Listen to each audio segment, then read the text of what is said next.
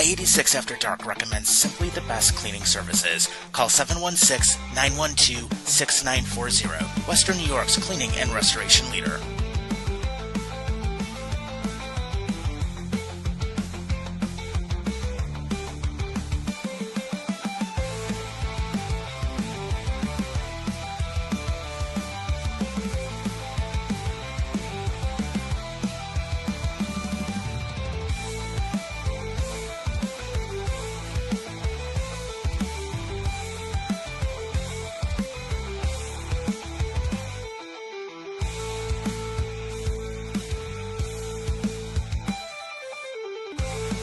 From Buffalo to Long Island, this is I-86 After Dark. Welcome to I-86 After Dark, everybody. It is Wednesday night, January 7th. We're actually back. It's the new year, so of course, it is awesome to see everybody here. We hope you had a great holiday. And of course, as myself, the Ginger Hammer, we got Buffalo Bob, and we got someone new here with us, and you may have seen her. But she has her own Facebook page, the Buffalo Sabres Chic on Facebook. She's here with her dog Cosmo. So Julie May is here. So welcome aboard, everybody. So of course, guys, how's it going? I am fantastic. And for one, I feel great. I don't know why. I got a good amount of sleep yesterday, and I am in a mood today to kick your ass at some point. For some reason, I just want to go up to Buffalo and just kick your ass for some reason.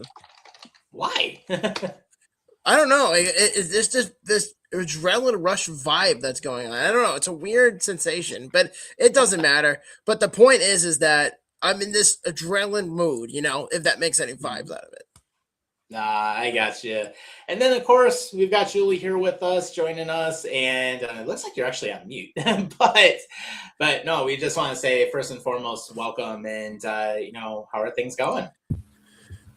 All right. I'm doing great, and I actually don't want to kick your ass. So we appreciate it. So for those who haven't followed your page, tell us, how did you get into your page with the Buffalo Sabres? Because I know you've been on there for about 10 years now. Yeah. My hockey thing started with when I was 15 years old. My dad made me watch the Miracle on Ice hockey team. My mother loved figure skating, and my dad was like, this is bullshit. If you're going to watch figure skating, you're going to have to watch real skating. And that started my love affair with hockey. And then I used to post Sabre stuff all the time on my personal Facebook page, and nobody gave a shit because they didn't care about the Sabres. So I was like, hey, I'm going to start my own hockey page, because then only people that care about hockey will follow that. So that's how it got started. Very cool. And then, of course, I know we were talking a little bit off air beforehand too. And I know with some of our past shows and different things, I know we tried to get you on. I know we wanted to have you for a while now, and just some timing just never worked out for all of us. But it worked out now, and here you are making your debut. So we're glad to have you. And then, of course, feel free to give your you actually have a bagel place out in Rochester as well, which I do want to take a look at. But yeah, feel free to give them a plug. So where can people find you? Oh, thank you so much. It's called Soho Bagels. We're at 1510 Ridge Road in Greece, New York. Awesome. So yeah, definitely stop in, show them some love over at the place, and we're glad to have you guys. So of course, everyone knows the deal. If you want to get on and comment, we are live on all the major platforms. And of course, producer John said, "Hey guys, John, get your ass on here. We haven't seen you in a while. We'd love to catch up." Like Halloween. All right, come on, buddy. so there we go. So with that, we'll jump right into some of our sports stories. And of course, first thing we're going to do is talk about the Bills and the Jets. And of course, as people know, today's show is called Farewell Old Friend, because it was the last regular season game and likely the last ever game at the current Highmark Stadium, where of course the Bills annihilated the Jets, which is no surprise. Trubisky had a great day. James Cook ended up getting the rushing title thanks to Baltimore sitting Henry or basically Henry didn't do anything in the second half. And then, of course, Dawson Knox, most tight ends ever for the Bills, or most touchdowns ever for the Bills as a tight end. So, you know what? Great way to go out. And then if you guys haven't checked out some of the farewell intros and everything that they had, of course, you can find them online at YouTube. But I just want to say, first and foremost, great way to close out the stadium. Great game. We knew the Jets weren't going to do anything. But now, here we go to Jacksonville. So I just want to see where some of your thoughts from the last ever game. Well, first off, I just want to get this out of the way because it still is like rent free in my head. The Jets are stupid. Let me put it that way. The Jets are fucking stupid. I was going to say, you see that New York Jokes page where they were going on about how bad their defense and offense were? Dude, they didn't even have a fucking interception the entire year. I mean, that's bad as a whole. But so before I lose my thought here is that I'm a grown man, and I'm not afraid to say it because I'm a man. I actually shedded a tear, and I actually cried because, I've been to 3 games there within the last 10 years or so, and it was truly a blessing to go into that stadium and actually watch a live Bills game 3 times to be exact. Twice with you, and then of course 3 with my wife, of course. Well, no, 2 with my wife, 2 with you, and then that's really about it as far as the memories that are being held in that area. It's monumental, and I have a list of games that I hold dear to my heart. But the one I always remember the most was a couple years ago against the Cowboys with James Cook rushing. 171 rushing yards and 2 touchdowns that game, and blew out the Cowboys. That was probably my favorite game that I've done for the 3 I've went to. But yeah, the one where we went and it was the rain game and we had about 5 cases of beer in my truck. We drank all of the beer, basically, but it was a good time. The woods. Yeah, in the woods. But okay, I want to know who drove home. So I actually drove home. I was actually sober at the end of the game. But Julie, here's a fun story that you'll appreciate too. So on the opposite side of the stadium, off of California Road, there's a place called Wings Meeting Place, and it's a it's a place where people can park for $25. You can they have a bar. They have an outdoor bar, they have an indoor bar, and they do a lot of charity work in the area. They actually fly people and provide medical flights for treatment at no cost. So they operate a lot as a nonprofit, good organization to really deal with.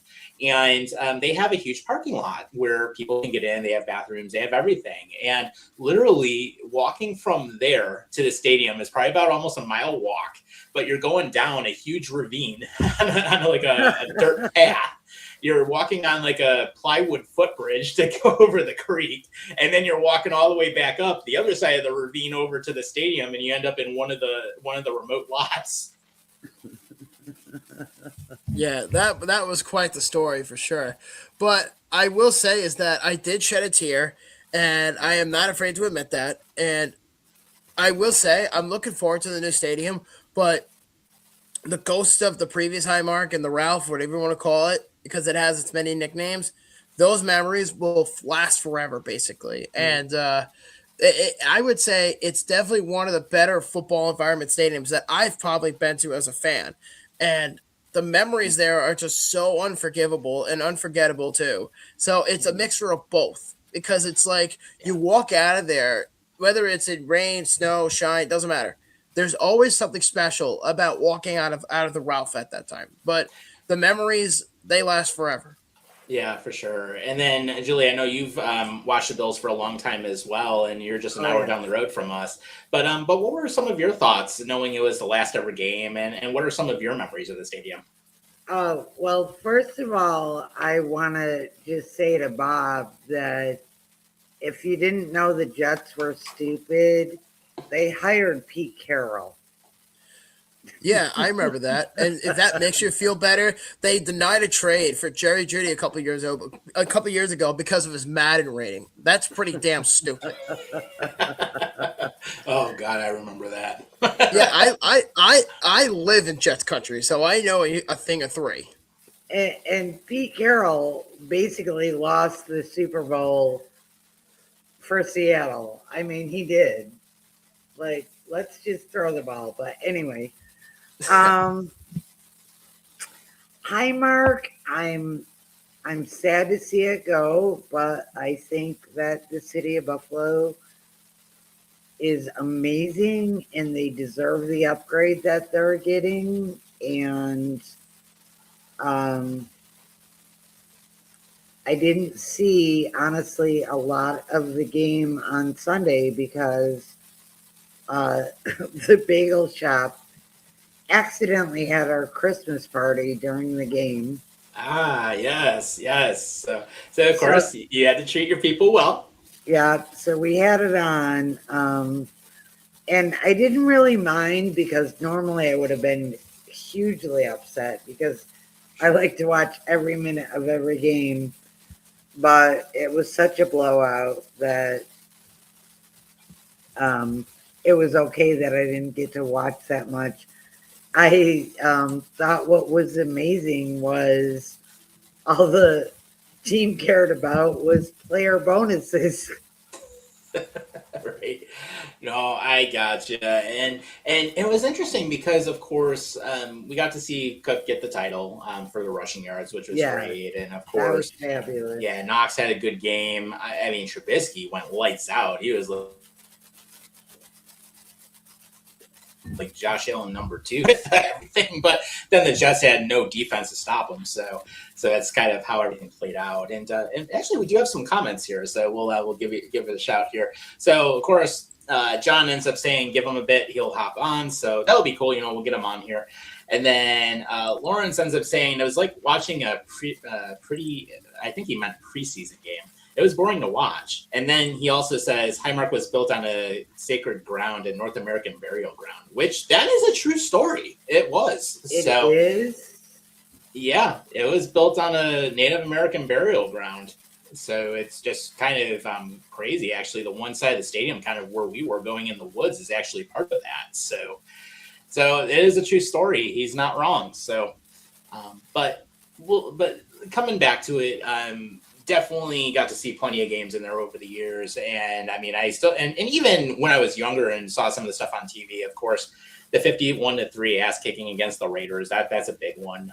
The comeback game where we ended up beating then it was the Houston Oilers, and then got to meet Frank Reich back then, also, and actually signed some stuff for me back at the time.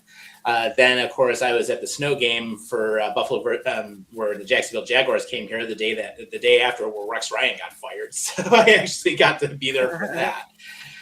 Then, let's see, Kevin Cobb's last ever game in the preseason when he got the concussion back in the EJ Manuel era, I was there for that. Then, of course, 2 games with Bob here. The one time when we had Cincinnati as the home opener a few years ago where we accidentally set the one guy's lawn on fire cooking hot dogs on the portable grill when it was like 93 degrees out at game time, at kickoff, actually. And basically with that, we also saw Harrison Phillips blow his ACL out in that game, too. So I remember that. And then, of course, the Dallas Cowboys game where Cook went for like 171. And then my last ever time in the stadium was back in May for Holiday Touchdown on Bill's Love Story because I was actually an extra in the movie. Yeah, I actually watched it and I couldn't find you because you blended right in with the crowd. Yeah, I actually had my white camo Salute to Service Bills hoodie on and everything, so I did blend. Well, of course everyone's going to blend in, dude. It's a freaking stadium. Yeah, no shit. But like, I watched the movie like 5 weeks ago, around Christmas time, and I'm saying to myself, I actually had to watch the movie for 3 fucking hours because I was trying to find you, and then you didn't even show up in the movie. I'm like, holy fuck! Yeah, I was in the stands. So, but I was actually higher up, and they didn't really show a whole ton. But I mean, I could if I were to like really watch it and like maybe like freeze it or something like that, I could possibly pick myself out on there. But one of the memories I remember going in when I did that, and I was there for like 4 hours. I didn't leave the stadium until almost 2:00 in the morning that night. But being able to walk through the tunnel and walk across the 50, that was pretty cool. That's cool. and that's one of the memories that I will definitely keep with me, of course, along with the games and all that. Plus, in my office, I do have an official piece of the Highmark Stadium turf in a glass box here. So, do have that sitting on my wall, and thanks to Buffalo Store, I got it for $30 instead of about 300 that they're selling it for right now. So Well, I do have the official turf. I got to be honest with you. I'm the only Bills fan that didn't watch that freaking stupid movie. I actually That too. finally did, and now I don't have it on my cable package here where I live. I was actually at my mom's and it was on. I'm like, okay, I'll watch it when I was over there. So I ended up checking it out. But no, it was pretty cool though. I mean, they did a nice job. They represented the area well, and That's cool. It's just that every Hallmark movie is exactly the same. yeah. Oh yeah, they're always like Yeah. you always get the awe moment. Well, I was gonna say if they made more than one, it would be like Holiday Touchdown, a Packer story. It would be the same fucking people, and they would say like instead of it Buffalo, it's in Green Bay. I can imagine like that's probably what to do. I mean, Tom blends right in because all you have to do is just edit him out with Bills gear, just put Packers gear. He's in the background. That's it. That's all you got for a Hallmark movie. Well, we did the city the year before. Ratings, that's all they're going to do. They're going to make every single team a holiday movie. Right. Yeah, because they had Holiday Touchdown, a Chiefs love story the year before. Yeah. And they had the Bills love story this year, and who knows what they're doing next year for it. But, it was still like one of those memories, even though it was not an actual football game or anything like that. It was still nice to be there and part of it. No.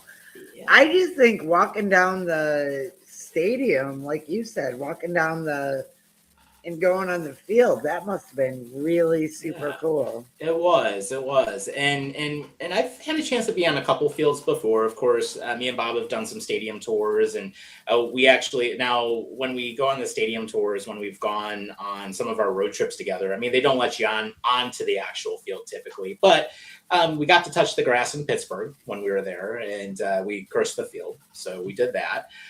Cincinnati didn't have any stadium tours during the regular season, otherwise we would have done it. When we were in Seattle last year, back in October 24, it was October 24 because I moved November 1st. We actually got to touch the turf over at Lumen Field, and then we did in Kansas City the year as the very first road trip we ever went on, where we got to walk through the tunnel at Arrowhead and be on the field there. So it's always fun when you get to be on the field, but to actually walk across to the 50 and stand on the Bills logo and everything, that's one of the memories I'll have of that stadium. And I'll admit, I teared up afterwards too, because it reminded me of the Odd when that place closed down at the end of the 95 season. And then of course, when it started to be torn down, and seeing the whole side of it opened up and looking at the seats, I'm like, holy crap. It's just like so many good memories of some games in there. So since you played Josh Allen in that movie, how was it sleeping with Haley Steinfeld? I wish. I wish. Oh, man. No, congrats to her, though, and everything. But no, it would have been fun. If I would have had the chance to meet her, that would have been great. I mean, they did have Steven Sharippa on the field. I didn't get a chance to say hi, though, but I loved him in The Sopranos. Yeah, you are. You're a big fan of the show. Oh, yeah, absolutely. Anytime I can see Tony beat the shit out of Coco Cogliano in that bar that we went to in New York City when we were down at John's on 12th, I mean, that's pretty No, bitch. You literally told me to take you there a few years ago. Yeah, and you enjoyed your chicken parm, and you enjoyed the entire experience there. Yeah, we ended up going there. It was as in like the worst day of the summer that year. It's all good though, but we had a great lunch over there, so so very fun time. But one of the things, of course. Oh, I'm sorry. Go ahead. What I was gonna say I definitely have those fond memories of Highmark Stadium.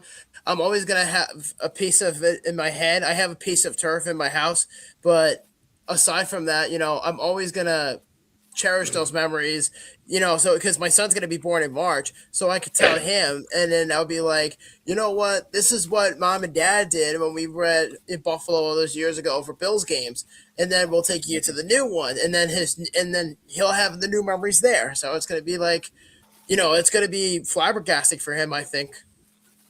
Yeah, absolutely. My ultimate worst memory at Highmark, back when it was called the Ralph, Mhm. I was at the Raiders game when it was 20 below zero. Ooh. Yeah, and I spent 80% of the game in the bathroom because it was the only place that had heat. It was so Oh, freaking man. damn cold. And I think we won because Yeah. I think the Raiders just froze to death on the field. It's possible. It's possible. I mean, Exactly. yeah, and then of course you get that wind going in there, and that place is like a wind tunnel, which Oh, they it won't was. have that in the new one though. But it's just one of those things. I mean, you get that swirling wind of that place. It's like if you're on when it's really going. I mean, yeah, you're gonna feel it. So, but Yeah. thinking about everything though, I mean, it will be nice to see the new place open. I hope that the Bills will do some type of public open house where people can go in and see it, like the Sabres did when the arena first opened. That'd be pretty cool to check out everything. And of course, I mean, they do have some video updates on a like a monthly or quarterly basis at the BuffaloBills.com site. And of course, if you missed the last one, most of the wind panels are in. They have the entire grass field in there, which thank God they're finally going with natural grass. Most of the one side scoreboard is in, and then almost all the seats are in. So it's getting there. It's another about 5 months and it'll be done.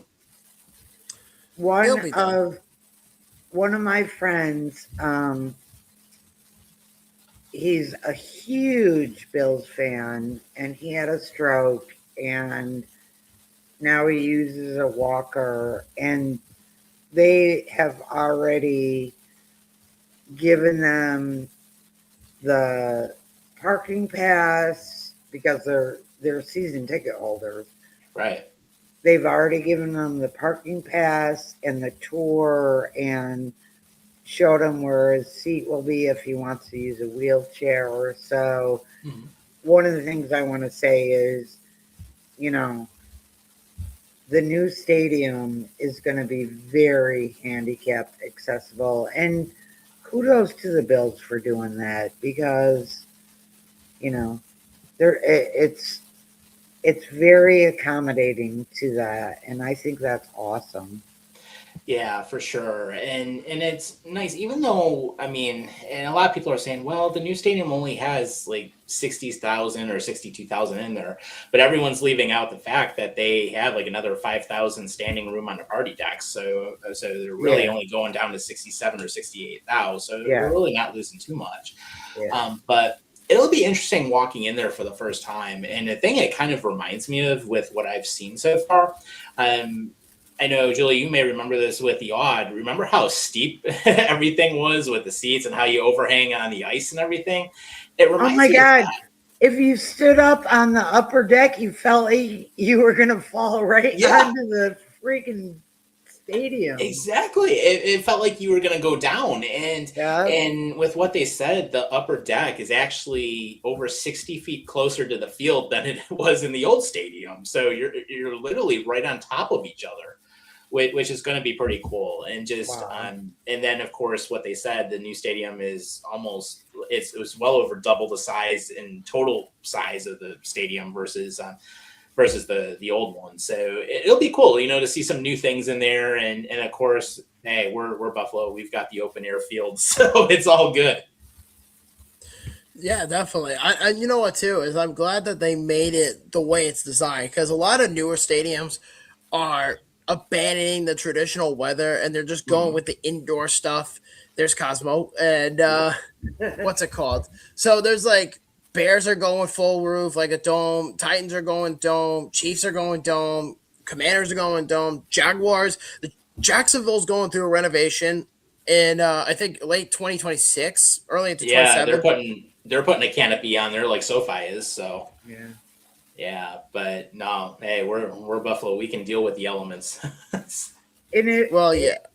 part of it is if you don't do a dome, you can't have a Super Bowl. But so what?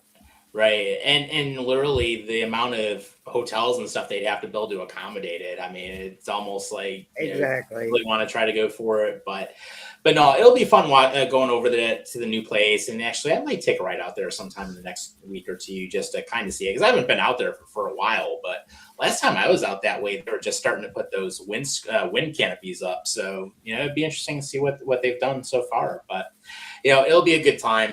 But thinking about this week, though, I mean, there are some injuries going into the contest against Jacksonville. And of course, those are going to be on the road. And one of the big things is that Prater right now is questionable. We don't know if he's going to be going. Max Hairston is out with the ankle. I'm just going to be straightforward here because this is our show.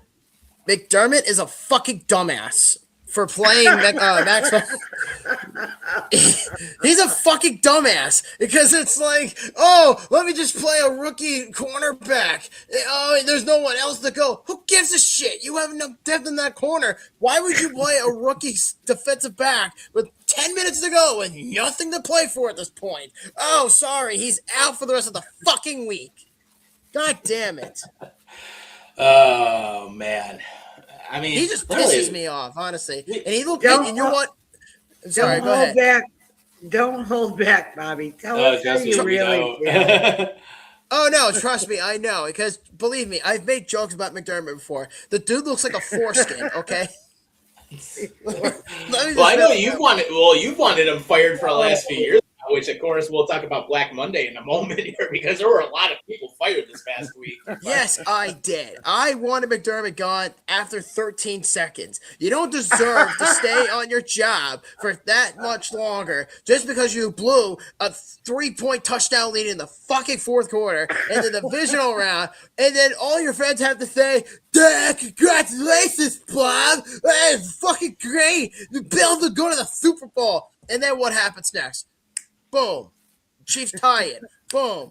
Chiefs win in overtime. God fucking damn it. Fuck. Tell us how you really feel. Exactly. Don't hold back, Bobby. Oh, believe me, I know. Trust me. It's like, holy shit. Like, the amount of injuries and the amount of coaching that McClachan's over there does is this.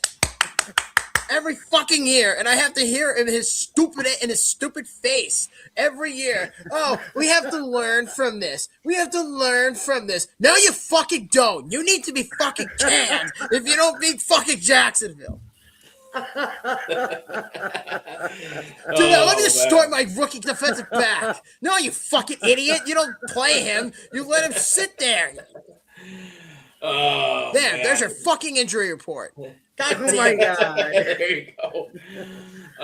But it'll be interesting though because of the fact that with Jacksonville, being pretty healthy right now and top 5 defense, top 5 offense. I mean, they are the team I honestly did not want to be facing this week.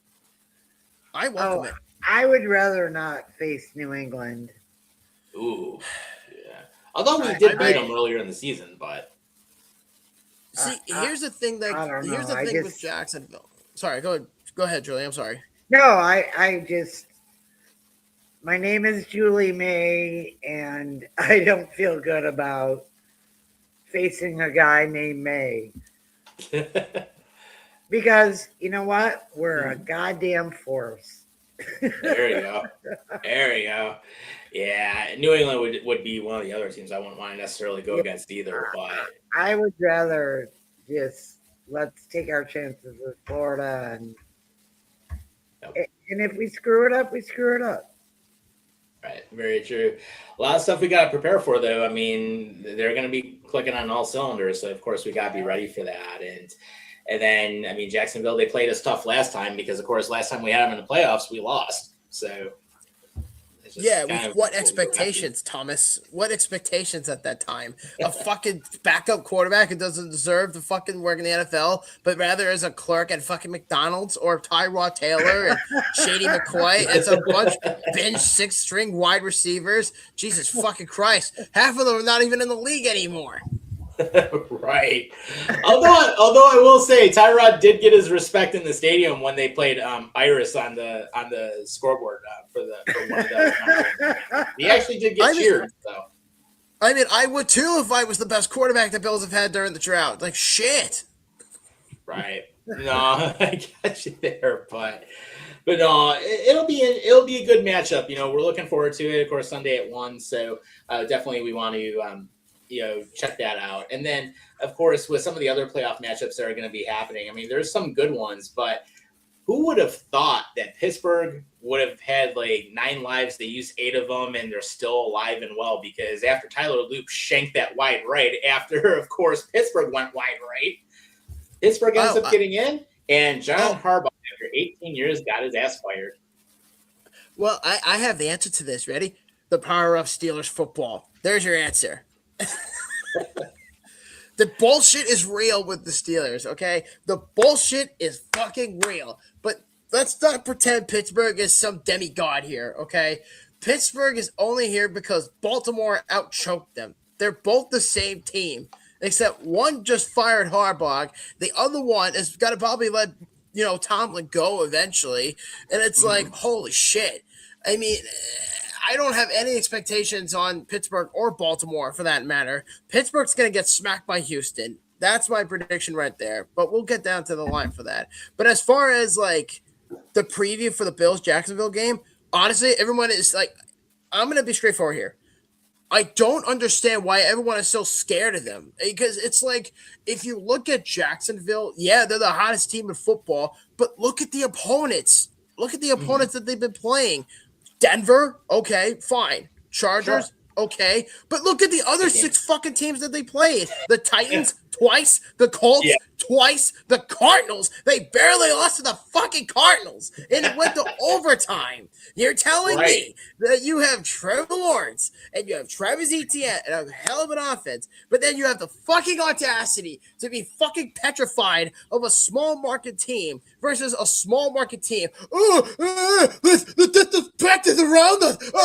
Everybody has to pick Jacksonville to win the game. And it's like, bitch, no, you don't. Trust me. We know your shit. All right? We've heard you in Saxonville years ago. We heard how arrogant you were after you beat the Bills, after you beat the Steelers. And it's like, oh, you somehow think that just because you have this team and everyone crowds you as this paper tiger champion? Fuck you, okay? Let's just put it that way. Oh, that's great. You have Trevor Lawrence. Yeah, that's fucking great. I like Trevor Lawrence, but holy balls. Like, stop sucking his dick for once and look at the big picture here. Buffalo has weaknesses. Jacksonville has weaknesses. It's going to probably be the most difficult game to predict, but I don't understand why people are riding this mentality where, oh, if Buffalo doesn't beat Jacksonville, they're done. I'm like, dude, fuck you, okay? As long as Josh Allen's there, they're going to be fine. Rant's over. Man. I was just going to say, rant over. You beat me to it. Oh my God. So we actually Jay's have some comments for once. Yeah, so Jay's saying, what's going on, guys? Hope you enjoyed your holidays. Of course, thank you. We appreciate that. And then he says, I'm sorry. Yeah, go ahead. When the time comes, I really want to know who Buffalo Bob got for the Rams and Panthers game. Well, we're going to jump into that in just a moment. Yes, we are. Stick around, man. So we're going to go around the room for everybody's prediction, and we're going to talk about everybody's prediction, why, and then give their final results for the Super Bowl. So ladies first, because we are the stereotypes. Oh, you want my guess for the Super Bowl? Well, we're going to ask you for every game in the first round and then work your way up. Oh, Jesus. No, we're not going to do that. Why? Because you're embarrassed that your pick's going to be wrong? Yes. And okay, my picks are going to be Buffalo, Buffalo, Buffalo, Buffalo, Buffalo, Super Bowl, Bad Bunny. Yay. There you go. I would love the optimism drugs that you're on. All right. We'll do Buffalo Jacksonville first, and of course, this will be in Jacksonville. Basically, Buffalo's the 6th seed, Jacksonville's the 3rd seed, and of course, Julie, I think we know your answer. Who's going to win it? Exactly. All I right. mean, okay, I gotta go with Josh. And we've already established during the show that you slept with his wife. So I think that you ought to go Buffalo too. Of course I will. And I mean, it is going to be a tough matchup. I do think that Buffalo will win it. And probably going to be a little tighter than I thought, too. Probably be like a 7-point game, but I do think they'll take it. Yeah. I'm going with a 3-point game. Okay. And did we get a punter? Did we get one now? We have a punter, so we're good there. But we did. Field goal. Did we? Yeah, we did actually. We did pick one up. So Okay. Prater's going to practice tomorrow. If he's good to go, he's in. If not, though, we actually picked up a kicker off the Commanders. Because honestly, field goals win Super Bowls. Hate to say it, but it's true. Field goals win Super Bowls. They absolutely can, and they absolutely have. All right. Bob, what's your pick? My pick from which game? Buffalo, Jacksonville? Yeah. Well, it's pretty obvious what I'm going to say because that game is just like the narratives around it is just pissing me off so much because it's like it's so fucking stupid. Like it makes Chiefs fans on steroids. But if I had to pick, I am not a score predictor guy. I don't like to do that because then it just brings out like bad vibes, and I've always been that way. So it's not the first time I've done this. But if I had to pick a winner for that game alone, I'm taking the Buffalo Bills. Okay. And then, of course, in the AFC, we have the matchup of the Chargers and the New England Patriots. And I'm going to say flat out, New England, go fuck yourselves. So that's my answer for that game. It's like, you know what? Hey, I want the Chargers to win. Me too. You guys are on drugs. I'm taking the Patriots. Ooh. Yeah, Okay. I'm serious. I'm sorry. I can't trust the Chargers because it's like, how am I supposed to trust them when they blew a 30-point lead a couple of years ago in the wild card against Jacksonville? Do you want to explain that to me? It's like 30 years ago. That was not 30 years ago. That was like 2 whatever years it was. ago. Yeah, It was 2 years ago. I mean, yeah, but then again, I mean, you know, when you look at some of the coaching changes and you look at what they've done, I mean, at the same time, New England, yeah, they've been having a great season, but at the same time, they lost some games that they shouldn't have lost. I agree with you. I'm not saying that they're a good team. I'm just simply saying, just based on the environment and the momentum they got rolling right now, I can't think of the last time the Chargers bravely went to a cold environment and won a playoff game on the road. I can't think of it. Well, we'll see what goes on with it. It'll be a good matchup either way. But Right. then, what I was also going to say is then we have Houston and Pittsburgh, and it is in Pittsburgh. But I will say, you know what? From what we saw down there, the weekend of after Thanksgiving when we went down to the Sunday game, I can say Houston right now, if they have their head on straight, they're gonna whip the Steelers, and we may see Aaron Rodgers' last game ever on the field and his entry into a retirement home after that because Pittsburgh did not play well against the Ravens. They did not play well a lot of the season. Somehow the Rooneys never fire anybody. It's always on their own terms. And basically, if Pittsburgh's defense doesn't show up, I mean, offensively, I mean, they're not that great. Rodgers can't do a lot of the stuff that he used to do like back in his prime. But I got to say, if Houston's on all cylinders, and of course, if they've got their wide receivers going, then by all means, you know, Houston's going to take it. And they're a tough team. I also want to acknowledge to Bob that I am on drugs because I'm 60 years old. Oh, So I take blood pressure medication and a blood thinner. Oh, good. Well, that's not the kind of drugs I was talking about, Julie. I was talking about yeah. But I mean, if you want to know, if it makes you feel better, like Tom crack is or actually weed. older than you by just 35 years. So he's like, in my early 40s. Come on. well, he's got like a rubber mask under it, but he's like 95 years old. Oh man. Oh god. Now you got like one song in my head. Yeah, it's really skin tight too. Just for a fun fact. Now you got that song "Drugs Are on My Mind" in my head. Yeah, says the guy who said it's the end of the world as we know it, and I feel fine. Oh, good old. Yeah. Oh yeah, that song. Good old REM. Yeah, that one. But no, as far as get the show back on track. Yep. So to continue the drug streak, I'm taking the Steelers because Really? yes, Okay. and I'll tell you. Explain it.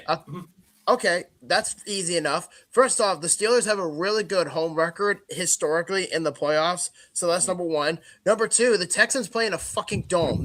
They're basically the Chargers of the South. They live in a dome environment. They're not used to the cold, and on top of all that, you know, Steeler Nation, they come out hard. They're one of the best fan bases in all of football, and they're going to show up no matter how incompetent Tomlin really is.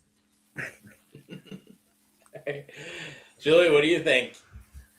Steelers versus who? Houston. Houston? Yeah, I gotta go Steelers. I'm sorry. Thank you. I applaud you. Thank you, Jesus Christ. Thank you. I am not alone.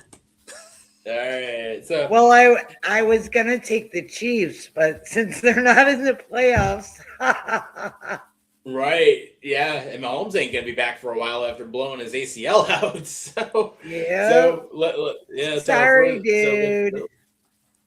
So hey, Bills, we gotta take it while we can. And if anyone outside of Buffalo thinks this is an asterisk, well, guess what? I got 2 middle fingers I can give them. So that being said, on the NFC side, exactly. So on the NFC side, of course, Seattle clinched the conference, so they're in the bye, and which it's kind of crazy to even think that they're in that position right now. But kicking us off on the NFC, we've got the LA Rams and the Carolina Panthers, and I don't know how Carolina won the division. Well, Except what did I for say 2 weeks ago? Ass. What did I say 2 weeks ago, Tom? Oh yeah, the division is ass, and Tampa blew it, and yet they actually kept Todd Bowles. Yeah, that's even scarier, is that they're willing to keep Todd Bowles as the coach. But I will also say, from digress, is that the entire division sucks. It got so bad that you needed the Falcons to get you into the playoffs. You have to rely on those choke artists, big ass lead from all those years ago, just to get you into the playoffs. Yep. Holy shit! Yeah, and Ray Morris got fired immediately after the game too. So I was one of the first ones. Trust me, I want my seats reserved for front row seats to watch that shit show, especially with. Man. But yeah, I gotta say, Rams and Carolina. Sorry, Carolina, you're one and done. Yeah. What about you, Julie? I'm going Rams. Okay. All right, then I'm gonna hang on. Hold on. Panthers. Really? You're expecting the Rams to choke? Oh yeah, no, trust me. Did you see Week 16 or Week 15 when we were in Pittsburgh? Well, obviously I was there, dumbass. Yeah. You were staying 5 minutes up the road from me from the Airbnb I rented. Yeah, but my point is the Panthers beat the Rams in Charlotte, and you can bet your ass that Bank of America Stadium is going to be thundering, and to the point where the fans are going to sell out the game, and it's going to really be infested with Panther fans, and it's going to get to a point where they're going to really beat their drum on that game, because they have not held a playoff game in Charlotte since I think they went to the Super Bowl. So this is monumental for them. So I'm going to take just a home field advantage. I'm taking the Panthers. Okay. And Jay, there's your answer about the Rams-Panthers game that you were asking for Bob. So there we go. And actually, he ends up giving us one more comment as well, and he ends up saying the Bills and Jaguars should be a high shootout game. That's an interesting take, and it could be because you have two QBs that can really go ahead and they can throw the ball. So it could be, or it could be a defensive standoff. But I mean, I think Jay would probably be closer to right on that. Then of course we have the big time matchup, and these two teams absolutely hate each other, and they have hated each other since the beginning of time. Green Bay at Chicago. Oh, that's wow. Go ahead. well. I was gonna say that's easy. Bears. Yeah, Bears are looking good right now, so Yeah. I got to ride with them. Yeah, I got to ride with the Bears. All right. And then, of course, we have what will be probably one of the tougher matchups, the San Francisco 49ers at Philadelphia.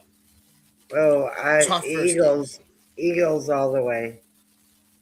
Eagles. What about you, Tom? Eagles will not lose at home. Yeah, Purdy did not look good last week. I will say that. And the 49ers, totally choked, a couple weeks ago.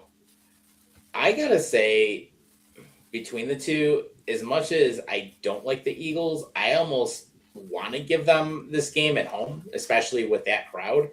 And especially Jalen Hurts has won a Super Bowl. I mean, he can definitely carry a team if he needs to. And then, of course, Saquon Barkley absolutely can run. I mean, great with the yardage. Defensively, they can play pretty strong, and they've held down the fort a number of times. So I'm thinking probably at most maybe 7-point spread, but I got to give it to the Eagles in this case. Okay, I can respect that. So for me, I'm going to take the 49ers just because I think even though the Niners played like crap against Seattle, Philly, have you seen Philly this year? In the last they've had different spurts. I mean, they haven't 5 been weeks, consistent. 6 weeks. And that's the problem. But at the same time, when the 49ers go up against Seattle and get their ass handed to them, and it wasn't even close. I mean, they were blown out right by halftime, essentially. But I got to say, the 49ers have not been as consistent as what I would have hoped. I mean, they're a great team, and don't get me wrong. They're a great team. And, of course, you got McCaffrey. Purdy, when he's healthy, can be very, very good for them. But at the same time, I just think that Philly will probably turn it up a notch. And I got to say, especially with how they can play at home, I mean, they have the ability to do it. And, Jason Kelsey, even though he's retired, is going to be related to Taylor Swift. So that gives him an advantage. Can I shoot Taylor to the moon and never come back? Fuck Taylor Swift. Oh, man. And Jay actually had a couple more comments in here. He says he's predicting the 49ers to go all the way and win the Super Bowl this year. I do hope you're wrong on that, but, it's always possible. And then he's saying that the 49ers defense will show up to match the Eagles D. And as long as you're staying pretty healthy, I mean, they absolutely could. And then he has the Eagles as a 4.5-point favorite. So, it'll get interesting, with everything that takes place. But you know what? It's one of those things where we've got the first round picks. So that being said, you know what? Next week we'll go into the second round and we'll make our choices. But let's talk about one thing that always happens at the end of every regular season, and that is Black Monday. The tradition where coaches get fired or coordinators get fired, and we did not have to wait for it this year. So obviously, to kick off the festivities earlier in the year, we did have the fact that Tennessee fired their coach Brian Callahan, and that was before the season even ended, which that's no surprise. But one of the big ones also, Brian Daboll didn't last. But then at the end of the Falcons game this past week, the Falcons didn't wait. They fired Raheem Morris. They also fired their GM, Terry Fontenot. So, they are back at the coaching carousel again. Yeah, you know what? I think the whole thing is just an absolute shit show. Like, the Browns, unsurprisingly, was going to fire Stefanski. I think everybody in the room, and even in their dead uncles, knew that he was going to get fired. And, he was out Gannon got fired because, I love his great motivational speech. Did you guys get here on time? Did you take the bus? Yeah, I love hearing that shit because it makes him look like an asshole. So that's why he got fired. And then, Gannon didn't last. Pete Carroll's one and done. He got fired at the end of the regular season. Right. But I will say though is that who else got fired? Shit. John Harbaugh. No, not Harbaugh. Somebody else. I know about Harbaugh, but someone else. There was another coach that got fired. Oh, Raheem Morris. That's his name. By the Atlanta Falcons. We just talked about him. I'm sorry. Because you know what it is? This is what you sounded like. I didn't catch that. I'm sorry. and Jay actually asked, guys, was firing John Harbaugh the right call? And he wants to know our thoughts about it. So, here's the thing. Yeah. Yes. So, fire everybody. So he was there 18 years. Fire Kevin Adams. That's what my segment coming up is going to be. Oh, yeah. We're going to talk about that in a few moments, too. Yeah. But, 18 years for John Harbaugh, his time was done. Yes, he did win a Super Bowl with the Ravens. Yes, he did get into the playoffs quite a bit. But the last several seasons, you have Lamar Jackson, you have Travis. I don't know why I'm thinking Travis Henry back from when we had him. But, no, Derrick Henry. You have him, Zay Flowers. You have a good defense. You have a good rushing offense, and you still can get it done. And you couldn't close out games. And a lot of times, they were blowing games. Baltimore needed new leadership at this point, and the fact that he's gone, it could be a good eye opener for them. And here's the interesting thing with John Harbaugh getting fired. He had calls from 7 teams in 45 minutes right after he got fired. So, of course, the 6 that have the head coaching openings that are going on, it almost makes me wonder, who was the 7th team that called to see if John Harbaugh would be interested in coaching for him? And as much as and here's one of the things I'll speculate. So, obviously, Miami is stupid because they didn't fire Mike McDaniel yet. Well, they did fire their GM, but I almost have to wonder, did Miami call to see if John Harbaugh would be available? Yes, they totally did because they hate Mike McDaniel. The only reason he's there is because he's just there to pick up drinks for Stephen Ross. That's the only reason he still has a job. Yeah. Although if they do fire McDaniel, though, we won't be able to hear him smoking his weed and having these weird press conferences that literally don't make any sense. Yeah, no. In order to win the game, you have to score touchdowns. No shit, Mike. Remember some of the other ones, how he got so defensive and he basically sounds like he's like some kid from like Madden 03 or something weird. It was a weird time. I remember that. I distinctly remember that from the back of my head. Yeah, he had some weird things here. Oh yeah, here's one of his memorable quotes that I'm surprised it didn't get him fired. To win games, you have to win the game and not lose the game, honestly, and that is how you lose the game. Which is literally how he sounds. So it's insane where he was. You have to score more points than the other team. That's how you win. Right. Duh. Right. It's like I'd almost want to tell him, "Thank you, Captain Obvious." So it's nuts. It's nuts. But no, it'll be interesting to see what happens though. And here's one of the things I would not be surprised. Tom Brady with having partial ownership of the Raiders. They're going to go after Harbaugh. We know that. But it'd be interesting to see where he lands, though, because I can almost bet he will probably have a job at some point this season. And actually, Jay mentions in the comments that the Ravens should get Jesse Minter. All right. Well, if they like choking so much, then just hire him, I guess. Yeah. Well, Detroit fired their offensive coordinator. He was one and done. Well, the Lions are just one and done in general. I mean, this is what happens when you let Ben Johnson and Aaron Glenn both go. One goes to the Bears. I mean, look at how that's turning out. And the other one went to the shitty Jets. I mean, think about that. Yeah, and they're Imagine still being shit. imagine being so fucked in the head that you said, "Yes, I'm gonna leave a powerhouse for the fucking Jets." Mhm. Yeah, and he only won 3 games all year after going like 0-6. I'm just throwing Oh, facts out there. That's all. yeah. So it'll be interesting to see what else happens, though, especially with the coaching carousel, and obviously we'll keep everyone updated on here. But that being said, what we're going to do, let's take a quick commercial. We're almost top of the hour. When we come back on the other side of the break, we're going to have Julie's rant about the Sabres, and we're going to talk about their win streak. We're going to talk about how they played against Vancouver the other night. And, of course, we'll talk about some other NHL news. So stick with us here on I-86 After Dark. We'll be right back. This episode of I-86 After Dark is brought to you by Superfry, right here in Merrick, New York. Superfry is serving up homemade soup, legendary hand-cut fries, and wraps that always hit the spot.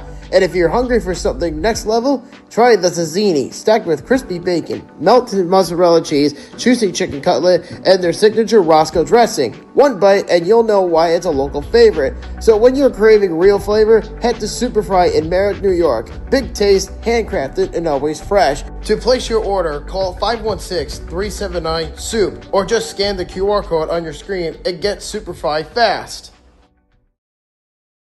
All right, welcome back to the second half of I-86 After Dark. Of course, you got me, the Ginger Hammer. We've got the Buffalo Sabres Chick and Cosmo with us for the first time, and we've also got Buffalo Bob. And here we are. We're going to be jumping into the Sabres segment and, of course, hockey in general. Cosmo. There we go. So Cosmo saying hi, and he is officially the first dog we've had on this show as well. So you guys made your debut at the same time, which is awesome. So, of course, you guys know what to do. If you want to drop some comments, feel free. We're on all the major platforms, and of course, if you want to catch any replays of the show, just go to YouTube or Spotify. You'll find us there. And on top of that, of course, we've got some other things coming on, and we're going to have an interview after the show tonight. So stay tuned at 10 p.m. We will announce that in just a moment. But Jay says, my Winnipeg Jets are playing like the shitty New York Jets. Yeah, no shit, Sherlock. So, I would have told you that. Oh, they were playing brutal against Vegas last night, too. They only had like 9 shots on goal at the beginning of the third period. So that was absolutely pathetic. But that being said, though, obviously the Buffalo Sabres had the 10-game win streak come to an end against the Columbus Blue Jackets. Then what happens is, of course, Vancouver comes into town last night. They ended up playing and they lost against the Sabres. So it was a 5-3 final. And then, of course, Sabres are going to be going on the road for the next game. They're going to be playing against the New York Rangers tomorrow night. So what I wanted to say, about this, and actually I wanted to just touch on the win streak real quick. Obviously, the Sabres are finally doing some good things. They're finally learning how to win. They're winning in a couple of different ways. It's good that, of course, we ended up getting Zucker back yesterday. So when we ended up playing Vancouver, so that's a big plus. Metsa got his first career goal last night, so that was nice to see. Unfortunately, we have goaltender injuries again, so we'll talk about that in a moment. But it almost seems like when Kevin Adams finally got his ass thrown out of the executive chair, which it was good to see because he should have been out of there. Well, he should have never been in the position, period. But the fact that we finally got rid of him and put Jarmo Kekalainen, Mark Bergevin, and then, of course, filled out the front office, you know what? We've actually gone like 8-1 against everybody with since Jarmo took over, and 11-1 in the last 12. So, you know what? It almost seems like this team finally understands, hey, you've got a purpose on this ice. You either got to win or you're out of here, and there's no surprises. So what I wanted to do, because I know, Julie, you've been wanting to do this for a while. I'm going to turn the floor over to you, because I know you absolutely can't stand Kevin Adams. You've never liked Kevin Adams. You've talked about him on your page before. So you know what? Let's give you the mic, because I know you've been wanting to rant about him for a while. So, hey, floor is yours, and say whatever you would like about him. Well, the mic is actually muted, first off. Okay, there she goes. Okay. One moment, people. This will be worth it. All right. Okay. Sorry. There we go. Here we go. Floor is yours. Take it away. Okay. First of all, Kevin Adams is a fucktard because you told me I could say that, so I said it. Absolutely. Hey, and for anyone who's never watched the show on the live feed, we do have the disclaimer that says viewer discretion is advised, and that this is an adult show. So, And I didn't have that big of a problem with Kevin because his job was hard. I mean, it was hard. He came in with a team that hadn't made the playoffs. I mean, it was a tough job. And nobody would take his phone calls until the end of the season when they needed to pick up a player to fill in their spot to make the playoffs. But even when he did that, he never got enough back. He never did. He'd be like, oh, here you go. Have Sam Reinhart, who is our best freaking forward, and we'll take your 5th round draft pick. I mean, he was so bad. And yeah. and also too, the other thing that I had against him was, I'm sorry, if you're gonna make it very far in the playoffs, you need a goalie. Look at the Sabres teams that were successful. We had, Ryan Miller or want Could to say even go back to the Hasek days when we had him, or Dominic Hasek, and he was trying to put pieces together around Jack Eichel, which Jack checked out after like 2 years. He didn't give a crap about Buffalo. He didn't care about his job. He just wanted out and thought he was better than everybody else. And that's not like what Buffalo is about. Buffalo is about Josh Allen and people with heart and Alex Touche and Tage Thompson and people that really, really, really want to be here and make a difference. And I don't know. I mean, I got no beef against UPL. I really don't. But he's like 0.89 right now. And if you don't have a really good goalie, I don't. The best offense is a good defense, and you're never going to make it in the NHL without a star goalie. And he had all these really, really, really good picks because we sucked ass and we tanked to get him some years. And he never got a goalie. Like, what are you thinking? So, great. That's my Kevin Adams rant. yeah, you bring up a good point because in terms of goaltending, I mean that's been an issue. I mean, and I've never heard of a roster carrying 3 goaltenders at one time. That just doesn't happen. Yeah. So that's one issue that he let go on for a while, and at least Yarmo's going to address that. But one of the things that I would be interested in seeing is, and I know some people like UPL. I've followed him ever since he was in the rookie combine, and actually, I want to say when he first was drafted by the Sabres and got to see him in the rookie scrimmage, like way back on our old Blue and Gold Mafia site, we actually had some live video of UPL in some live action back at the time, and I thought, okay, he could be a really good goaltender, kind of like a cross between Miller and Hasek with his playing style. But then, of course, injuries piled up, and he's had hip injuries. He actually had hip surgery. I remember he was out for, and he had a lot going on. And the Sabres never addressed getting in another goaltender to really be that number one spot. So then, of course, Adams in his wisdom is like, okay, we're going to get Devin Levi off of that trade, which actually Levi looked a lot better than UPL, but they basically played him out to the point where they were not developing him properly.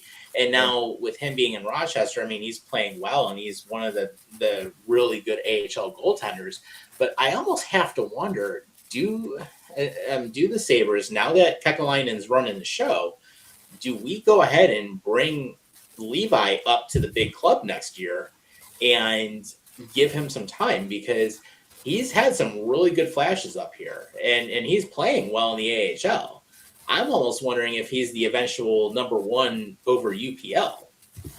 Well, for all your followers that don't know this, I actually live in Rochester, and something happens at the line in Batavia that it's like a darkness, because everybody that plays good in Rochester drives over the line and past Batavia and can't make it in Buffalo. It's maddening that people that are great, it's like the Bermuda Triangle, it's like the Batavia Triangle. The good old halfway point between both places, and I will say, I will say, I have been to Amherst games before, and they really have some talented people. They have some talented players on that roster, and it's nice that they're getting the upbringing there. But at the same time, I almost have to wonder, is it the fact that they're playing different systems or what they're doing here? Because to your point, I mean, you're right. There have been players that have done great in Rochester and they really perform well there. And then they do nothing here. And we've seen that before. And I mean, one of the players I can think of is Mikhail Grigorenko, because of course, back in the days when Darcy Regier was here in his infinite wisdom, which he did some dumb shit too, he ends up basically letting Grigorenko stay up here. He wasn't performing super well, lets him stay past his entry level 9 games. So of course, then we're stuck with his contract, and then of course he ends up stinking up the joint. And Mikhail Grigorenko at that time, he's like, no, I'm not going to Rochester. Don't send me to Rochester. No, I refuse to play there. You signed me here. I'm staying here. And then, of course, we all know what happened. He's been out of the NHL for years. I mean, honestly, I think personally the last probably brilliant goalie that we had was Robin Leonard. And we all know what happened with him. Right. I mean, he had crazy addiction issues, and but don't build a team around Jack Eichel. You build a team around a goalie, because nobody wins the Stanley Cup without a world-class goalie. So why aren't you going for that? Right. You have to have a great goaltender, and then you also have to build there too, and you have to have good defensive pairings. Which it's nice that Zucker is finally back, and we're getting back to where we need to be. Yeah. But also it's nice that we finally have some lines clicking again too. Absolutely. Forwards. So that's a big plus. And thinking about some of what's going on, I mean, the Sabres yesterday, they basically played down to Vancouver in the third period. They were totally dominating the first 2 periods. Thompson scores early. Then you get the power play goal, or you end up going up like very early in the second period with power play goals. So, we end up doing some good things, and we controlled the neutral zone. We controlled the corners, and we were doing all the right things. Yeah. Third period, they're like, let's take a few shifts off. And then, of course, I remember it was like 4-0, and then Vancouver scores 3 unanswered. I'm like, what the hell just happened here in all of like 10 minutes? It's like, come on. Well, my feeling is this as far as Yarmo came in and we went on the winning streak. My feeling was always like Yammer just said, look, if you guys get lazy on the shift, even for 5 seconds, I'm going to send you to Rochester so fast it will make your head spin. Oh, and my housemate said I need to say this on this podcast. Yeah, go for it. You're playing like it's some throwaway game in Rochester.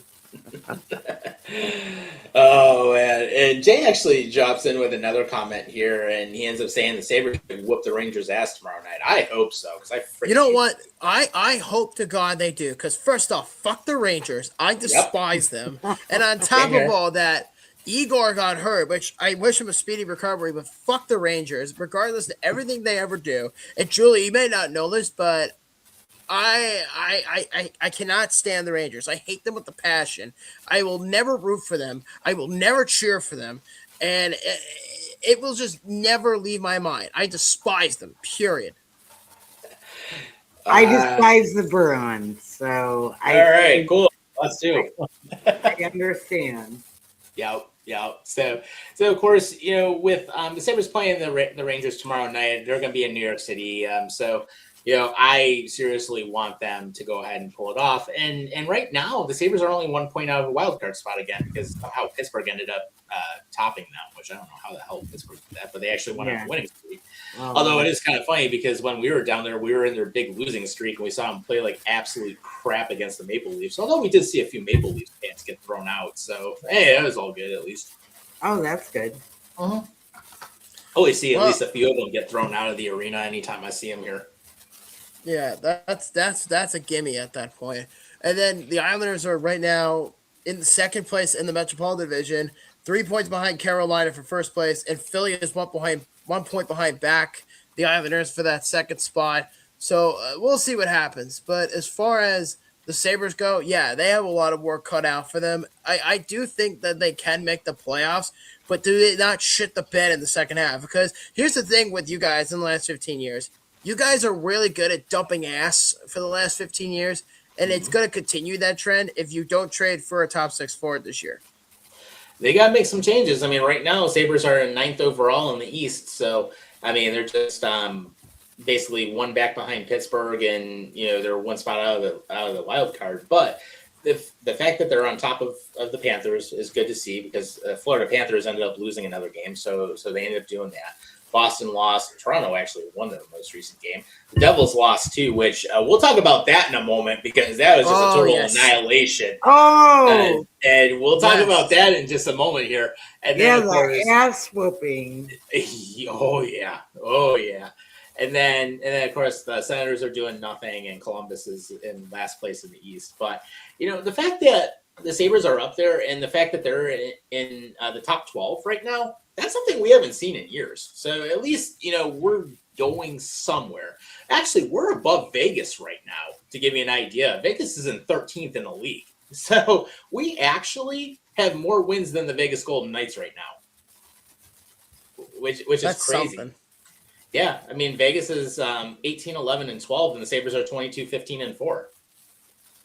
So, But I was really excited to come on your podcast. Mm-hmm. And then Bob called me and you guys for liking the Sabres. So I don't think I'm going to be back. Oh man. Well, I was gonna say one thing for those who haven't watched this for any length of time. He's an ex-Sabres fan, so he used to be one of us until he defected last year. But then again, Kevin Adams drove him over the deep side, so that's how that all turned out. Well, there you go. So, but Kevin Adams almost turned me into an assassin. So Well, why don't you Right? tell them the other half of that story, Tom, rather than just telling it one sided? Why don't you tell the people that I've always was an Islander fan, but they were secondarily my team? Yes, I was a Buffalo Sabres fan, but I was always born and raised on Long Island, and I've been going to more Right. Islander games in my life than I have been Sabres Right. fans or And that Sabres is true. games in general. Yeah, and Yeah, that it is is true. true. Yeah, it is true. I mean, he always did support the Islanders also, and that's his home team. He only lives 15 minutes from UBS basically. So it is 25, but yeah, yeah. So where in Long Island do you live? I live in Nassau County. yeah, so he's a quick train ride to the arena, basically. I mean, literally, you can just hop on Long Island Railroad and he's there. So not too bad. And then it's actually kind of interesting because then you figure you're about 45 minutes outside of New York City itself on the island. So it's not a bad setup. And actually, I've been out that way a few times. So And the Yeah. fact that he's not a Jets or Giants fan, he's a Bills fan. Like, yay! Yeah, well, first off, I would never root for the New York Jets. They could suck my dick. That's number one. Number two, yeah, it's true. I was a Sabres fan. I've told the story so many times. Like, I was always an Islander fan, like Tom said, but primarily it was Buffalo for the longest time. Mhm. And I actually contemplated about my move in the last 4 or 5 years, and then I just Mhm. wanted to see what they would do, and nothing has really gotten better. And I got tired of it. And I said, you know what? I'm tired of it. I'm going home, and that's what I did. I still have stuff that I've collected for within the last 30 years. Yeah, I of got some course. newer stuff as well, but for me, it was always Long Island. It was always home, and you could say, "Oh, he's a bandwagon fan," but how can I be a bandwagon fan if I've always been living in Long Island my whole life? True. True. And he has gone to Sabres games up here, and I've actually gone to a couple of them with him as well. So Yeah, and one of of them was course, against the Islanders. One of them was against the Islanders, yeah. and they shut out the Sabres 3-0 during the 50th anniversary season. Yep. And of course, who could forget the 9-4 blowout that we had again? That we ended up getting the ass kicking against the Columbus Blue Jackets when you were up here in 23 after that Dallas game where we won the other night. That was actually one of my moments where I was like, you know what? I can't do this. And it wasn't your fault. It wasn't anybody's fault. It was actually the Sabres' fault that made me do my own decision. Plus, it was also getting to a point where it was getting expensive to watch the games. And I just said, you know what? I'm just going to use Fubo. And streaming's gotten harder. The descriptions have been getting worse. And I said, you know what?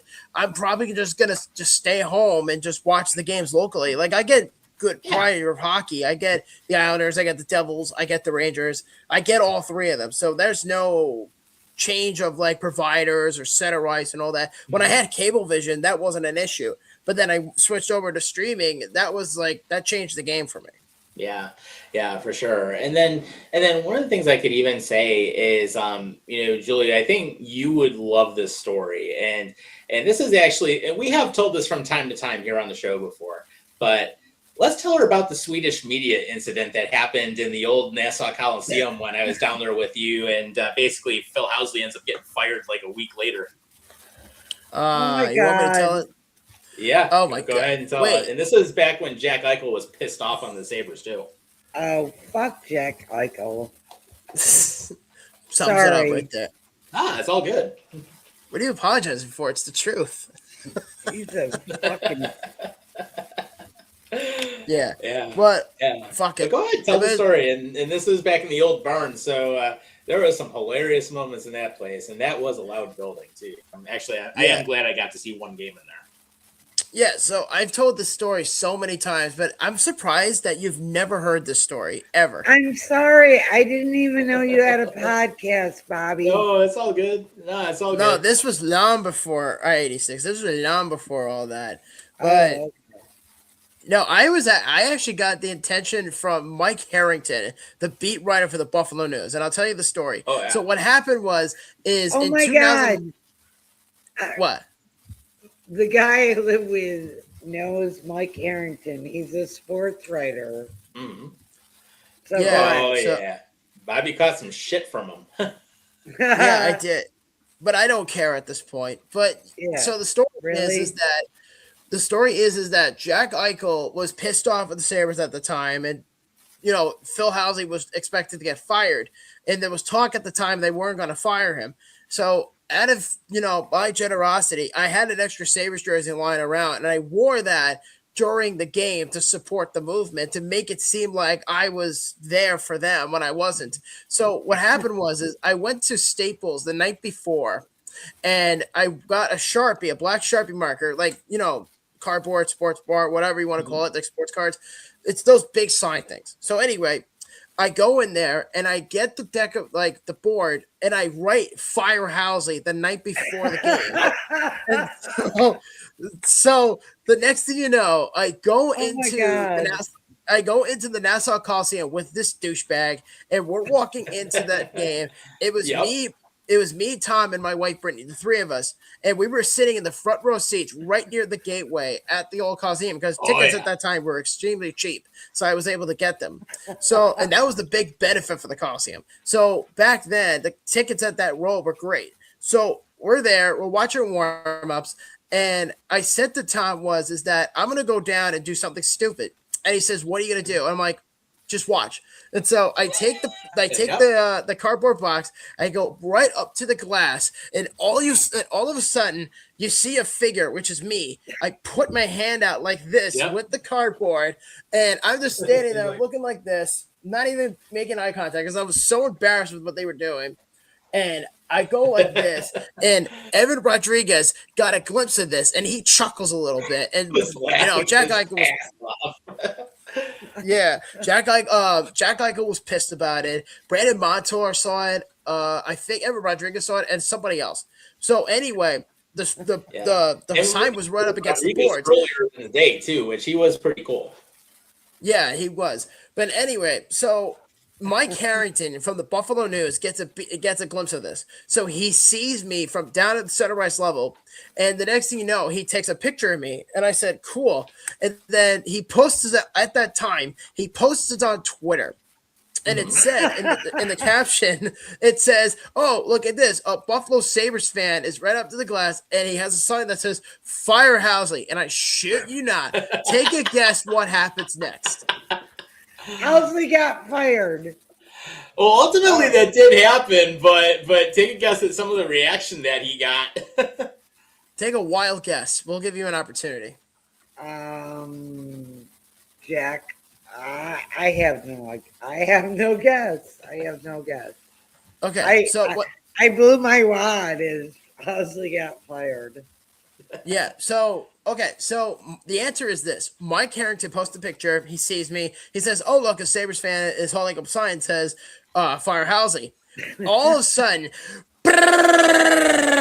comments from X or Twitter. "You're a fucking douchebag. You're a cunt. I hope you fucking die. You're a piece of shit." And I'm just like, "Tom, I'm famous. Look at this shit." and then the Swedish media girl who was there for Rasmus Dahlin's rookie season wanted to interview you. Yeah, and then after all that comes about, we're taking a break, walking around the perimeter of the Coliseum. I'm holding up the sign, and we've gotten 3 different reactions. One was, some people was like, "Oh my God, I want to get a picture with you." And so they did. Yeah, so they took a picture, and then they were like, "Oh, this is the best thing ever. I can't believe you did this." And then I get some responses like, "Let's go Islanders," or something like that, or "Let's go Buffalo," or something like that. And one person said, "Shut the fuck up! Go back to Canada!" Yep. That's all I got. And I'm just holding up the sign like this, like, "Kumbaya, everything's fine." And then it's like, "Fuck you! Go back home!" Right. And then, of course, as the game went on a little bit further, of course, Eichel was beyond pissed because he was slamming the door to the bench like a bunch of times. But then, of course, you had to sign up on the glass again, and Housley must have seen it or something, because then, of course, the usher came down and was like, "Sir, we need to confiscate that sign." Oh my God. And then I look at the card and I'm my like, God. "All right, take it." So That's we never so got the funny. sign back.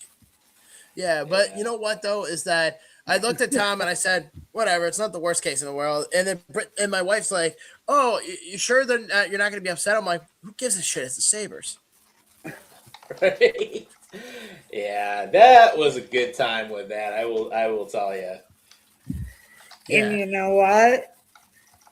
I'm gonna change my Sabres fan says game 6 no goal. I'm gonna change my tagline to who gives a shit? It's the Sabres. Right. No, it was a good time though, honestly. Oh And my when we were down god. there, and of course, I mean, literally, X ended up blowing up at the time, just with everything, and it was crazy. And then literally a week later, Housley was given the boot. So, it all worked out in one way. In fact, that we got rid of him. Unfortunately, we had some crap coaches afterwards, but now at least we'll see what happens because Lindy Ruff's no guarantee to be here at the end of the season either. But No at way. least right now they're winning, so they're putting an effort in. So that's a plus. Yeah. Yeah. Well, I think they're putting effort in because Yarmo said if you don't play your whole shift as hard as you can, I'll ship you down to Rochester so fast it'll make your head spin, and you'll have to eat bagels from Soho.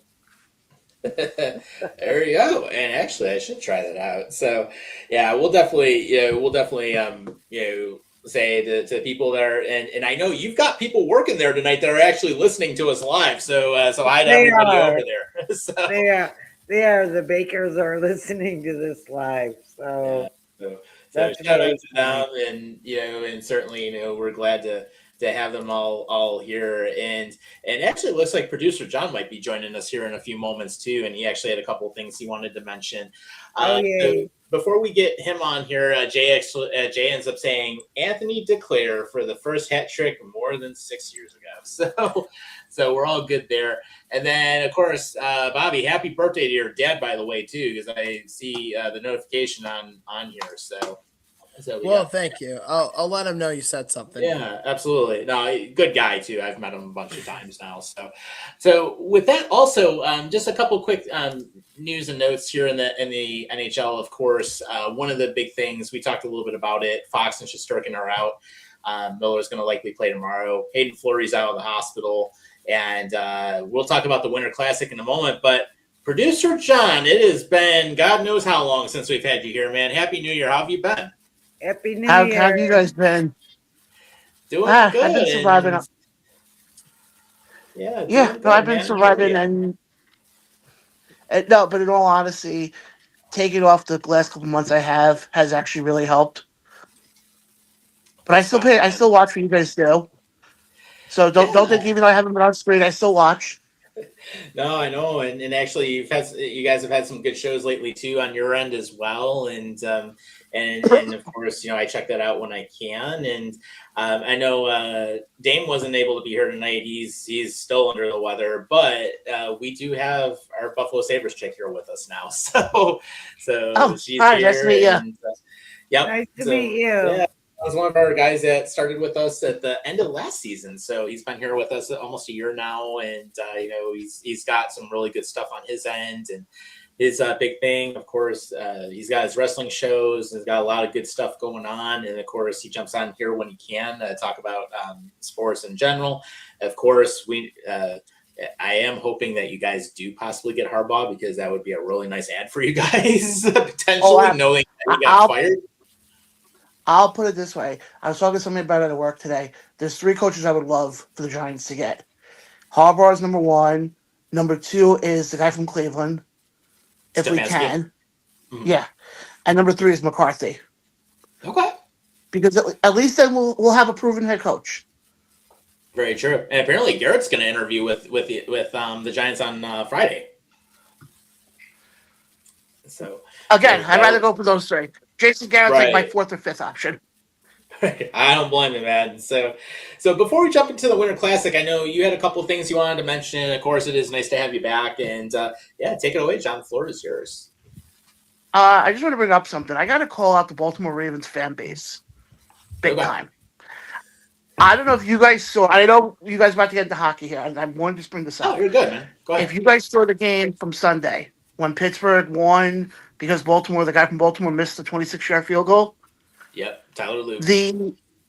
he had to delete his Instagram account over the weekend. I think that Monday because of the Yeah, comments he was getting. yeah. So him and his wife were getting death threats for missing the field goal. And I read one of the comments. One of the comments was, "This was a worse job than 9/11." Ooh, And that's not. I'm sitting there, and I mean, people who know me know that I'm a Met, I'm a Giant, I'm a Knicks fan. Yeah, So I haven't seen much success in about since 2011. right. I don't take sports that seriously. None of us should. Mhm. Right, It's a form of entertainment. you're right, and and it's like one of those things with anytime we go to a sporting event, whether it's football, hockey, baseball, basketball, anything, even lacrosse. I mean, I love the Buffalo Bandits too. I've actually been getting into them more now as well. But things happen. But come on, because someone misses a field goal, you're going to put death threats on their Instagram or Well, anything. That's just uncalled for. I think what happened was, as I showed to somebody about it today, I think a lot of it was due to the fact of who they were playing. If they were playing any other team, I don't think it would be getting that much scrutiny. But because you're playing your biggest rival and arguably the biggest game of the year, that's why I think people are making comments. The other thing else I want to bring up, I know you guys are about to get into hockey. Did you guys hear about the Devils head coach after last Yeah, night's game? yeah, I actually did because you know what? I actually wanted to talk about that game, but Tom just went, "Nope, fuck the Islanders. We're gonna go right to No, football no, again." no, no. Yeah. Let's get into it because this is actually a good point where we can bring it up. So, of course, for anyone who didn't see it yesterday, basically, the New Jersey Devils got their ass handed to them. So it was a 9-0 final. The Islanders played exactly how they should. Now the New Jersey Devils, 44 shots on goal, and you still get shut out. And apparently, their coach ends up saying something where they're like, "No, we never had any intention to change our goaltender." Jesus Christ! He also went as far as saying he blamed the fans. Of course they did. That's I read today. like it's pathetic to even blame the fans to begin with, but it's like, you know what? I'm gonna take a page from John here because there is a wrestling quote I'm gonna use. It's Okay. easily my favorite quote. I'm gonna describe this game, and it says something along the likes of, "You might as well write my name on your ass with a big black marker because that ass belongs to me, Ric Flair." I'm pretty sure that you sent that to me in a group chat. I did. Oh, that was great. and he's got it written on the paddle, too. But Yeah, my thing is this though. Sorry to cut you off there for a second. Yeah, go ahead. I don't understand though. When you're a coach, yes, I know the Devils, have had their on and off, so to speak, the last couple of years. You get your ass handed to you 9-0. If you're a head coach, why are you going to turn around and say it's the fans' fault when you can't just say, "Oh yeah, we've basically fucked up"? It's a good point. It's a good point. And here's the other thing. Why didn't you change your goaltender? yeah.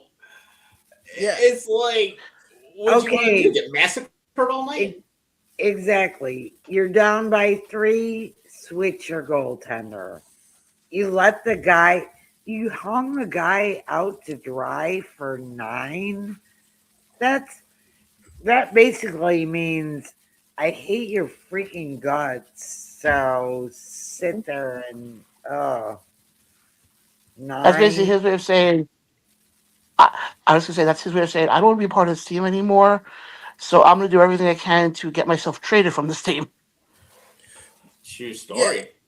Well, here's the thing with the Devils, because I do get a lot of their content here, is the Devils have been looking to make any sort of adjustment for the last couple of months. And the biggest thing that a lot of Devils fans have been beating their drum on is they want to get Tom Fitzgerald, the GM, fired. And it makes a lot of sense because here's the thing. the Devils have always been one of those teams that always tends to follow trends. Like, for example, Sheldon Keefe, he gets fired. Oh no, the Devils need a head coach. What do? You go get the guy that just got fired. You go get Sheldon Keefe. And then I think it's even more hilarious to me that the audacity that Keefe left him out to dry, the similar to how the Canadiens all those years ago did it with Patrick Waugh. Ironically, it's kind of reverse cycle, because it's like it happened to Patrick Waugh, and Patrick Waugh had to witness there and be like, holy shit, this happened to me 30 something years ago. And then now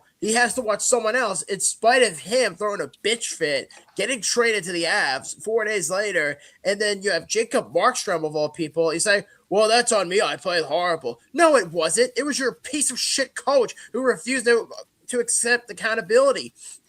New Jersey is not going anywhere this year. As far as I'm concerned, the Devils refuse to hold up accountability for Keefe or anybody or Fitzgerald.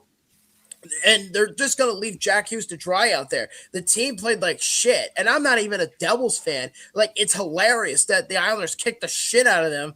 But it's all more hilarious that they outshot them. But it's like, sometimes it's so fun to watch because it's so fucking stupid. That game last. That game last night is like one of the line of the night is, I'm not a Devils fan, but the Islanders kicked the shit out of them. Yours truly. Yours truly. But no, what I was just gonna say is that 9-0 game is like we get in baseball, you get like that 15-1 type of game, where they're like, yeah, we're gonna bring in the second baseman to be the starting pitcher, and it's the second baseman, who 3 weeks ago was giving out cups of water to everybody. Yeah. Or the one time when the Maple Leafs had to resort to their Zamboni driver as the goaltender in that emergency game that one time. He did pretty good. He did. He actually held his own. It's actually not bad.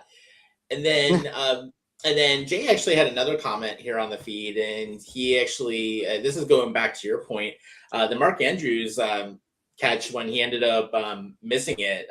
He didn't get death threats when it happened. So, which is a true story also. And it's a good point. I mean, hey, sports is entertainment, let's enjoy it. I mean, shit happens. We all move on. I mean, we had Norwood wide right back for the first Super Bowl. Otherwise we would have beat the Giants, but you know what? Things happen. And yeah, I mean, fans are going to be upset about it, but to get to the point where you're threatening someone's family, it's like, come on, it's not called for. It never has been called for and never would be called for. And not only that, they were saying to his fiance that she should cancel the wedding. I'm like, why? Yeah, really. That to me is when you take sports way too seriously. Right. Yeah, and it's just absolutely insane, altogether. But at the same time, sports is there for our entertainment, and of course, we enjoy it. It's part of one of those things where if sports wasn't around, we would honestly, like the four of us around here, we'd have no show.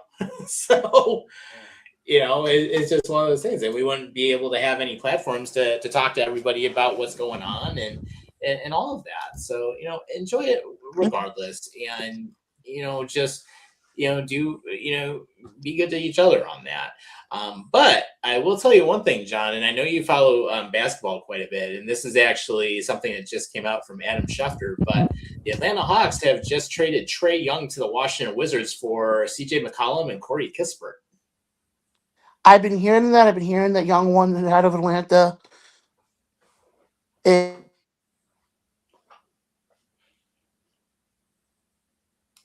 think we lost him. Yeah. Yes, we did. Okay. So I mean, and he may jump back on. So we'll see what happens here. But no, it's I just wanted to throw that out there for him because I know we've talked about some basketball on here in the past with him as well. But of course, one other thing, Alex Ovechkin scored number 915 just a few moments ago, so we had that happen. And then, really, in addition to that, I'm trying to think what else we want to talk about. Oh yeah, the Winter Classic's going to be in Utah. Fuck boy. Utah. What did Utah do to you? What did Utah do to you? I don't know. They marry their cousins when they're 12 years old. That's Alabama. No, it's Mormon country out there. I think she's referring to. Exactly. Yeah, they said something about marrying your cousin. No, I'm pretty sure they married their brothers and sisters, but that's Alabama. Alabama's a little weird, but All right. I do have one more thing. yeah, go for it. Anybody that has hung in here this long, I have had an amazing time. It's just been such a good time. If you want me to come back, leave a comment because I've been invited to come back. But if I'm not like your cup of tea, just say so in the comments. Thank you. Yeah, no worries. Wait, I Yeah. can do a good impression. Yes, Julie, I would love for you to be back. Show her some love in the comments, guys. You know, we want to have her back. So of course, we'll cover a couple of last things here before we get out of here for the night. Is actually, Oh my God. wow, we're like 10 minutes from the top of the hour, so we've gone almost 2 hours tonight. But we did have a couple of quick trades that ended up taking place in the NHL, and really with that, Bobby, I'll give that to you just to kind of cover some quick details there. Thank God, because you wouldn't shut the fuck up for an hour. All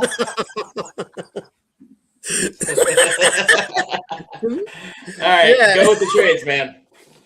You're welcome. So the trade that everybody has been talking about within the last couple of months, maybe since it was announced, was Yegor Shchenikov. Yes, your favorite unidentified NHL player, Tom. The Yeah. unranked one outside of the top 200. Yep, Who still that got guy. drafted in the first round. He went from who the fuck is that guy to holy shit, he just got traded to the Penguins. And in return, Danton Heinen, a second round pick in 2026, which belonged to the Blues, and a 2027 third, which belonged to the Capitals, are going to Columbus. So in reality, it's a good trade for Pittsburgh. But I think It is. Columbus, in terms of the picks, they might have won that trade long term. It could be. I mean, gives them some assets to work with. Pittsburgh needed some help now. They're actually playing better as of late. But I will tell you one thing, though. When we were down there, oh, my God, that was probably one of the more boring games we have seen. Yes, Thomas, because you wouldn't shut the fuck up for the entire game when it happened.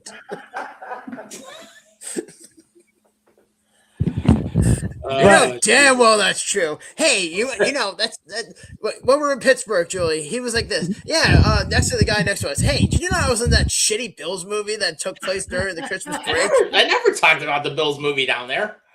Oh, I'm sure you did. As I heard you mention it one time, you were talking to somebody. That was on the train when we were heading there. It came up in conversation. It wasn't in the arena. Oh, that's even worse. I played Josh Allen and I got to sleep with Haley Steinfeld. Yeah, there's some cute girl on the train with her girlfriend. So I'm like, hey, it's all right. But Wait, did you say a girlfriend with a girlfriend? You mean you saw lesbians there? Hello, the two people were like friends with each other. It doesn't mean they're a lesbian, dude.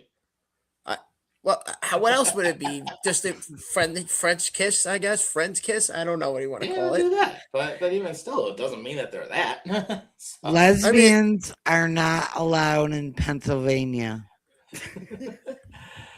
No, but they probably were just making it out like ice cream. Yeah, yeah. Eat the poo-poo. Well, I hope that people say they had fun with me here because this has been a major blast. And I loved being on the show. Thank you so much. Yeah, of course. Anytime, Julie. Anytime. And what we'll do is right before we wrap up, just two quick things. Of course, the Oakland, the Oakland A's, which are now the Sacramento A's, which will be the Las Vegas A's. Their trademark name got denied, but they'll probably get that sorted out before they make their move to Vegas. But one last thing, Bobby, of course, the Mets are looking at possibly landing one of the top free agent pitchers, and they need some help because that roster is not that great right now. Yeah, which pitchers? There's like 100 of them. Mm-hmm. Yeah, which one? So, yeah, which one? Let me go back. Some guy from Puerto Rico. No shit. That's like 90% of the league. I'm pretty sure it's Framber Valdez. I'm pretty sure I was right. Well, of course you were right. That was an easy test. You passed it. Yeah. So we're good. So of course, the Mets are gonna keep, they're gonna do what they need to do. Hopefully, they will get somebody into the roster soon because they do need some help in that bullpen. But that being said, a couple of things that ended up happening. So this just went final. The Stars beat the Washington Capitals 4-1. So if the Sabres win tomorrow night and the Penguins lose, then we're back in the second spot for the wild card. So hopefully that'll all play out well. So good job, Dallas. You actually did one job and you did what you were supposed to. But that being said, we went an hour and 45 tonight. So before we go ahead and wrap up, were there any last thoughts that anyone would like to share? Yes, I do. And that is, we forgot to mention that we have an interview coming up in 10 minutes, 15 minutes, actually. You forgot about that, didn't you, you dipshit? Hey, that's one of the last things we'll mention. So yeah. I would also like to call you a dipshit, just for the record. Sure. And then I will call you a little dipper shit. So you have a big dipper and a little dipper, and take two shits and dip them in my mouth. And Cosmo, nasty, bro. My dog Cosmo would like to say he had fun on the show, but he has to go pee. Okay. So I got to take him out. Yeah, he's got to do what he's got to do. So of course, at the top of the hour, 10 o'clock Eastern time, join us for the interview with John Davis. So it'll be a good time, and you guys will get to see some fun stuff with it. So, of course, that is brought to you this week by Simply Best Cleaning Services, based out of North Tonawanda, New York. If you need to reach out to them for any reason, whether it's going to be mold remediation, general cleanup, anything like that, of course, you can visit them online, simplythebest.com, or you can always give them a call as well. And of course, if you want to do that, hey, you see the number at the beginning of the intro. But of course, if you do want to give them a call, it is going to be, and I actually do have their number here because, of course, I'm friends with them. So there's Holy that. Shit, you have their number. But of course, give them a call, 716-912-6940. They are open 24 hours. We'll work with most major insurances. I was not told you had friends. Wow. I know. She fucking roasted you. Wow. Oh, man. And the only friend he has that he sleeps with at night is a sock. No. but of course, with that, of course, thanks to Simply the Best for sponsoring us all season long. And of course, we've got them here the rest of the year. Superfry has been with us as well. And then, of course, Julie, you have Soho out in Rochester, New York. So, Greece, New York. Yeah. So if anyone wants to get a hold of you, where can they find you? And and let's some of the I-86 crew, go in, stop in, say hi to them, and they do a good job. Thank you. Yeah, I had such a good time. I can't wait to come back. Awesome. Well, good to hear. So of course, for Buffalo Bob, the Sabres Chic, Cosmo, myself, the Ginger Hammer. Stay tuned. The interview is going to be coming up at the top of the hour. That is, of course, going to be with John Davis. And if you want to check out any of our older episodes, you can go on to YouTube or all the major platforms, including Spotify. You can download us on the go. But in the meantime, it's another week. So, of course, take care of yourselves and each other, and we will see you next week. See you next week.